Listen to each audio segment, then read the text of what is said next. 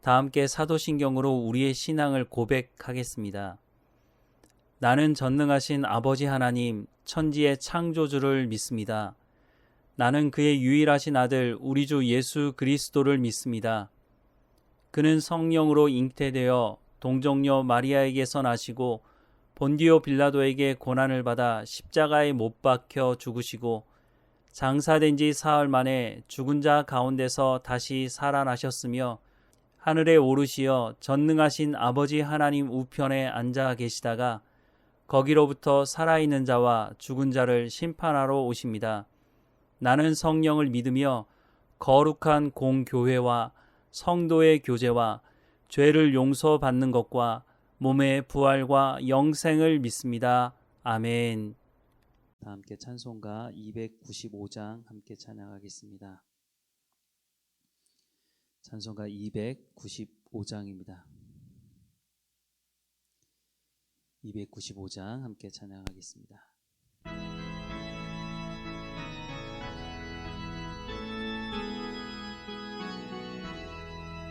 큰 죄에 빠진 나를 주 예수 건지사 그 넓은 품에 다시 품으신 은혜는 저 바다보다 깊고 저 하늘보다 높다.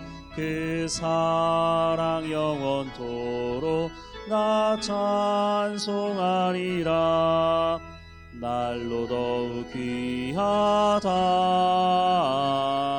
날로 더욱 귀하다. 한이 없이 넓은 우리 주의 사랑 날로 더욱 귀하다. 옛날에 유대 땅에 주 예수 다닐 때 그 은혜 받으려고 큰 무리 모였네. 눈먼 자 병든 자를 다 고쳐주셨으니 나 같은 죄인까지 그 은혜 받도다. 날로 더욱 귀하다. 날로 더욱 귀하다. 한이 없이 넓은 우리 주의 사랑 날로 더욱 귀하다. 주 크신 사랑으로 만 백성 위하여 그 십자가의 고난 다 받으셨으니 그 속죄 받은 성도 큰 소리 함께 높여 온 천지 울리도록 주 찬송하리라. 날로 더욱 귀하다. 날로 더욱 귀하다. 한이 없이 넓은 우리 주의 사랑 날로 더욱 귀하다. 오늘 하나님께서 우리에게 주시는 말씀은 마태복음 19장 1절에서 12절까지의 말씀입니다. 함께 읽겠습니다. 예수께서 이 말씀을 마치시고 갈릴리를 떠나 요단강 건너 유대 지경에 이르시니 큰 무리가 따르거늘 예수께서 거기서 그들의 병을 고치시더라. 바리새인들이 예수께 나와 그를 시험하여 이르되 사람이 어떤 이유가 있으면 그 아내를 버리는 것이 옳으니이까. 예수께서 대답하여 이르시되 사람을 지으신 이가 본래 그들을 남자와 여자로 지으시고 말씀하시기를 그러므로 사람이 그 부모를 떠나서 아내에게 합하여 그 둘이 한 몸이 될지니라 하신 것을 잊지 못하였느냐. 그런즉 이제 둘이 아니요 한 몸이니 그러므로 하나님이 짝지어 주신 것을 사람이 나누지 못할지니라 하시니 여짜오되 그러면 어찌하여 모세는 이혼 증서를 주어서 버리라 명하였나이까.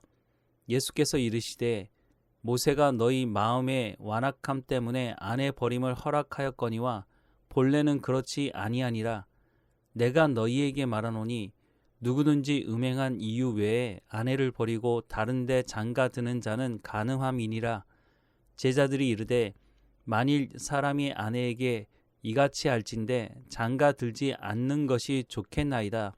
예수께서 이르시되 사람마다 이 말을 받지 못하고 오직 타고난 자라야 할지니라. 어머니의 태로부터 된 고자도 있고 사람이 만든 고자도 있고 천국을 위하여 스스로 된 고자도 있도다.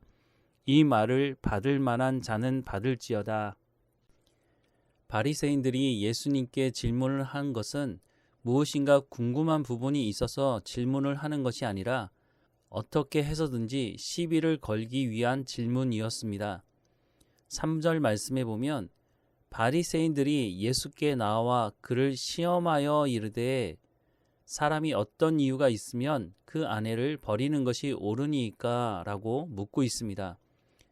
마태는 바리새인들의 질문은 예수님을 시험하기 위해서 하는 것이라고 말씀하고 있습니다. 예수님께서도 이런 바리새인들의 행동을 모르는 것이 아니었습니다. 그런데 이번에 묻는 것은 이혼에 대한 문제를 묻고 있습니다. 사람이 어떤 이유가 있으면 그 아내를 버리는 것이 옳으니까. 그런데 이들의 말에서 알 수 있듯이 당시 여자들은 약자로서 이혼을 적극적으로 할 수 있는 상황이 아니었음을 알 수 있습니다. 이혼이라고 하는 것을 남자가 여자를 버리는 것으로 인식하고 있었다는 것입니다. 이런 말씀으로 보면 당시 이혼이 자유롭게 이루어졌다는 것을 알 수 있습니다. 당시에는 오늘과 다르게 보통 남자가 여자에게 말로 이혼을 통보했다고 합니다. 게다가 이혼을 하는 이유 중에 음식을 태우는 것이 이혼 사유가 되기도 했고 남편이 다른 여자에게 매력을 느껴도 아내와 이혼할 수 있었다고 합니다. 지금으로 보면 말도 안 되는 이유지만 당시에는 이런 이유 때문에 여자가 이혼을 당하는 때였습니다. 그러니 바리새인들이 사람이 어떤 이유가 있으면 이라고 하는 것은 모든 이유, 즉 어떤 이유를 들어서라도 이혼을 할 수 있다는 것을 전제하고 있는 것입니다. 그러니 아내를 버리는 것이라고 말을 하는 것입니다. 이 정도 이유로 여자를 버렸다면 이혼이 얼마나 자유스럽게 이루어졌는지를 예상할 수 있습니다. 이렇게 보면 당시 이혼이라고 하는 것이 남자의 탐욕으로부터 발생하는 경우가 적지 않았을 것이라고 예상이 됩니다. 아내를 버린다고 말하고 그 내용도 들여다보면 말도 안 되는 이유를 가지고 이혼을 했으니 남자의 탐욕이라고 하는 것이 맞는 말씀일 것입니다. 그런데 이 질문을 하고 있는 바리새인들은 구약 말씀을 잘 알고 있고 가르치는 사람들이었다는 것을 우리가 기억해야 합니다. 하나님께서 이혼에 대해 어떻게 말씀하고 있는지 너무 잘 알고 있을 텐데 이렇게 질문을 하는 것은 얼마 전에 헤롯 빌립의 아내를 취해서 아내로 삼았던 헤롯 안디바스를 비난한 세례 요한을 죽였던 비슷한 상황을 연출해 보려고 하는 의도가 숨겨져 있는 것으로 보입니다. 이런 상황을 너무 잘 알고 계시는 예수님이 이렇게 말씀하십니다. 예수께서 대답하여 이르시되 사람을 지으신 이가 본래 그들을 남자와 여자로 지으시고 말씀하시기를 그러므로 사람이 그 부모를 떠나서 아내에게 합하여 그 둘이 한 몸이 될지니라 하신 것을 읽지 못하였느냐. 그런즉 이제 둘이 아니요 한 몸이니 그러므로 하나님이 짝지어 주신 것을 사람이 나누지 못할지니라 하시니 라고 말씀하고 있습니다. 가정은 하나님께서 만들어주신 공동체입니다. 하나님께서 만들어주신 공동체가 하나 더 있는데 교회입니다. 가정과 교회의 공통점이 여러 가지가 있는데 그 중에 하나가 서로를 존중하는 것입니다.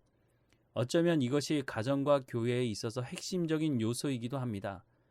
에베소서 말씀을 보면 남편과 아내에 대한 말씀을 하고 있는데 중요한 것은 남편과 아내가 존중하라고 말씀하고 있는 것입니다.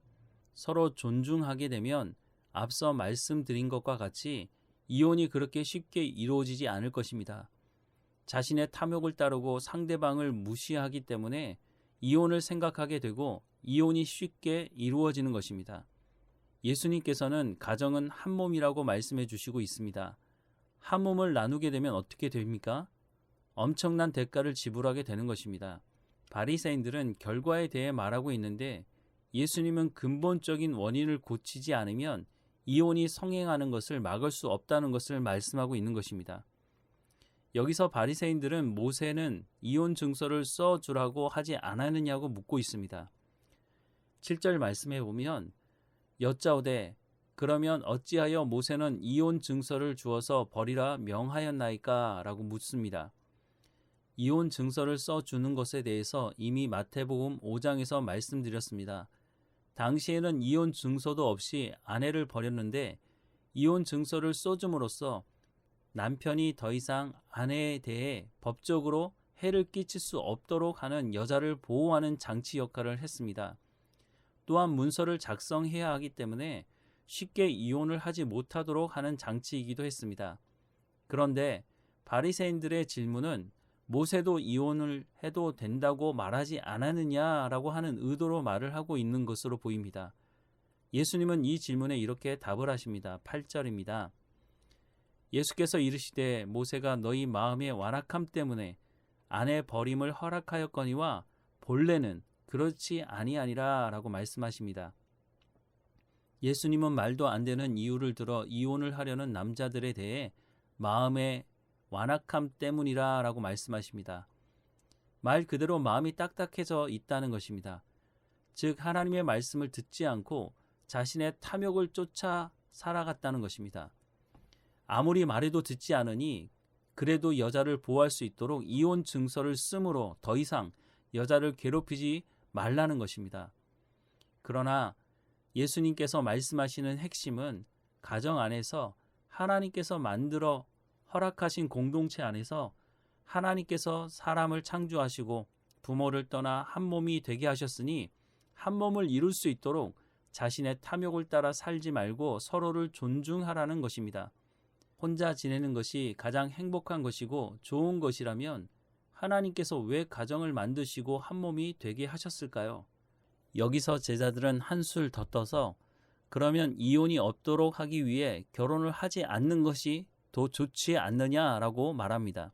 10절 말씀을 보면 제자들이 이르되 만일 사람이 아내에게 이같이 할진대 장가들지 않는 것이 좋겠나이다. 오늘 이 시대 젊은 사람들이 하는 질문이 아닌가 싶은 질문입니다.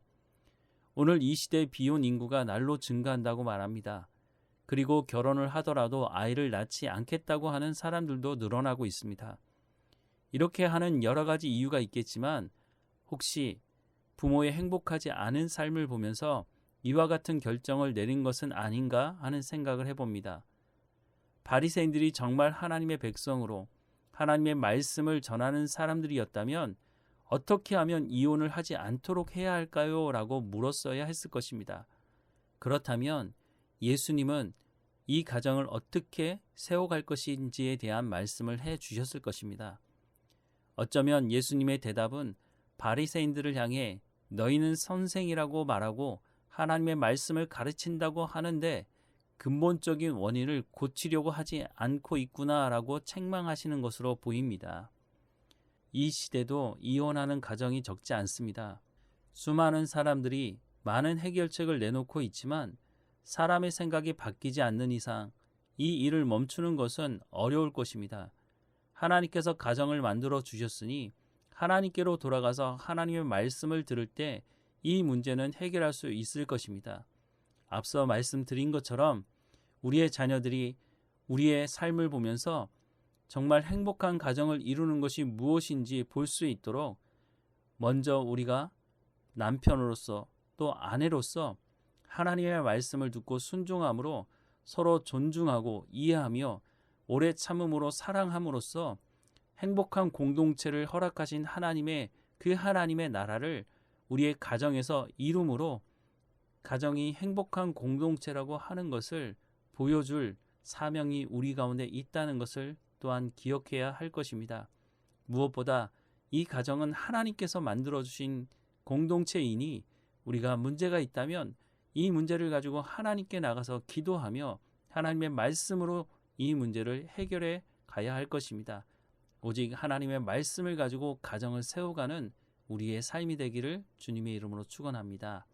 기도하겠습니다. 사랑하는 하나님, 우리를 구원하신 그 놀라운 구원의 은혜를 우리 마음에 새기게 하시고 우리 가운데 허락하신 이 가정 안에서 이 구원, 연합함을 이루어가는 삶이 될 수 있도록 인도해 주옵소서.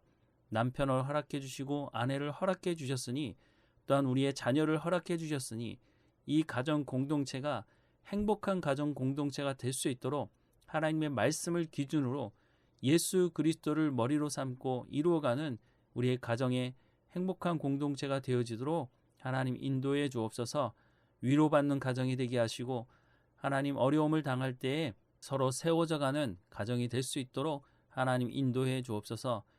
예수 믿는 모든 가정 공동체들마다 하나님 깨어있게 하시고 하나님 주시는 참 평안과 감사와 기쁨이 넘치도록 하나님 인도해 주옵소서.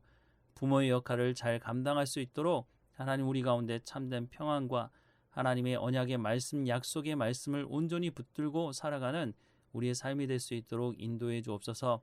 우리와 함께 하시는 하나님 감사하고 예수님의 이름으로 기도합니다. 아멘. 하늘에 계신 우리 아버지, 아버지의 이름을 거룩하게 하시며 아버지의 나라가 오게 하시며 아버지의 뜻이 하늘에서와 같이 땅에서도 이루어지게 하소서.